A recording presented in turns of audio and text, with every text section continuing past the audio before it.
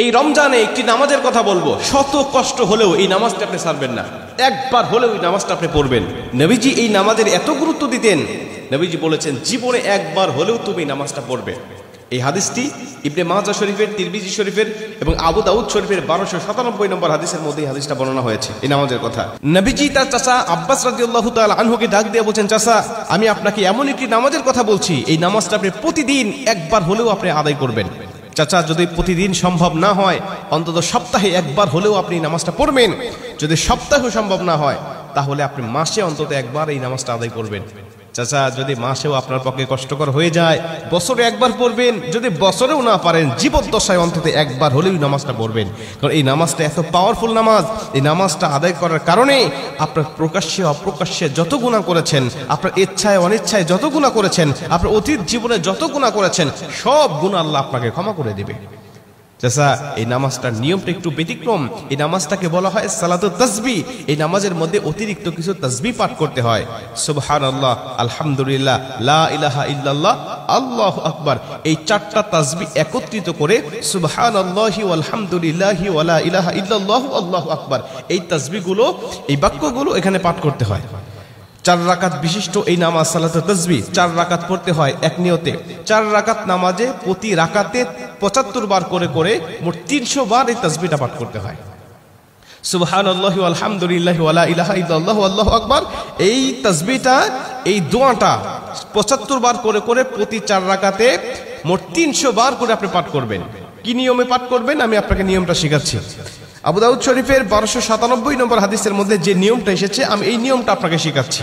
আমাদের সমাজে আর বেশ কিছু মানুষ বেশ কিছু নিয়ম বলে, কিন্তু আমি আপনাকে হাদিস থেকে সরাসরি নিয়মটা জানাচ্ছি। এটা আপনি রেকর্ড করে নেন, খাতা কলম থাকলে লিখে নেন।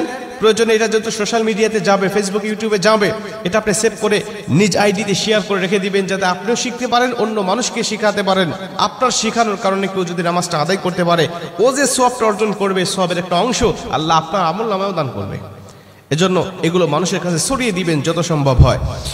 আপনি প্রথমে যখন নামাজটা শুরু করবেন, নিয়ত করবেন নফল নামাজের নিয়ত করে অন্যান্য নামাজে যেভাবে সানা পাঠ করি আপনি সেভাবে সানা পড়বেন। অন্যান্য নামাজে যেভাবে সূরা ফাতিহা পড়ি ওভাবে সূরা ফাতিহা পড়বেন। অন্যান্য নামাজে সূরা ফাতিহার পরে যেভাবে সূরা মিলান ওইভাবে সূরা মিলাবেন। সূরা মিলানোর পরে রুকুতে যাওয়ার আগে দাঁড়ানো অবস্থায় আপনি 15 বার এই তাসবিহটা পাঠ করবেন। সুবহানাল্লাহি ওয়াল হামদুলিল্লাহি ওয়া লা ইলাহা ইল্লাল্লাহু আল্লাহু আকবার, এই তাসবিহটা পাঠ করলেন 15 বার। 15 বার পাঠ করার পর আপনি রুকুতে চলে গেলেন। রুকুতে গিয়ে রুকুর যে তাসবিহটা আছে, এই তাসবিহটা পাঠ করার পরে সুবহান রাব্বিল আযীম বলার পরে আপনি এই তাসবিহটা আবার পাঠ করবেন 10 বার। সুবহানাল্লাহি ওয়াল হামদুলিল্লাহি ওয়া লা ইলাহা ইল্লাল্লাহু আল্লাহু আকবার, এই 15 বার আর 10 বার 25 বার। এরপরে আপনি রুকুর থেকে উঠে দাঁড়ালেন, দাঁড়ানোর অবস্থায় আপনি আবারও 10 বার পাঠ করবেন। তাহলে হলো 10 আর 25 35 বার। এরপরে আপনি রুকুতে চলে যাবেন। রুকুতে গিয়ে রুকুর তাসবিহটা পাঠ করার পরে আবারও পড়বেন 10 বার। এই হলো 35 আর 10 45 বার। এরপরে আপনি রুকু থেকে আবার উঠে বসে পড়লেন। বসার পরে আপনি আবার পড়বেন 10 বার। 45 আর 10 55 বার। এরপরে আপনি আবার রুকুতে চলে যাবেন। রুকুতে গিয়ে রুকুর তাসবিহ পাঠ করার পরে আবার পড়বেন 10 বার। এই হলো 10 আর 55 65 বার। এরপরে রুকু থেকে যখন উঠবেন, উঠে প্রথম রাকাতে আপনাকে দাঁড়াতে হবে, না দাঁড়িয়েই আপনি বসা অবস্থায় আবার 10 বার পাঠ করবেন। এই হলো 65 আর 10 75 বার। দ্বিতীয় রাকাতে ঠিক একই নিয়মে, তৃতীয় রাকাতে ঠিক একই নিয়মে, চতুর্থ রাকাতেও একই নিয়মে, এই 4 রাকাতে 75 বার করে করে যখন 300 বার পাঠ করে আপনি সালাম ফিরিয়ে নামাজটা শেষ করবেন, সালাতুত তাসবিহ নামাজটা আপনার আদায় হয়ে গেল। এই নামাজ শেষ করে আল্লাহ পাকের কাছে আপনি দোয়া করবেন, যেভাবে ইচ্ছা চাইবেন আল্লাহ পাক আপনার দোয়াটাকে কবুল করে নেবে।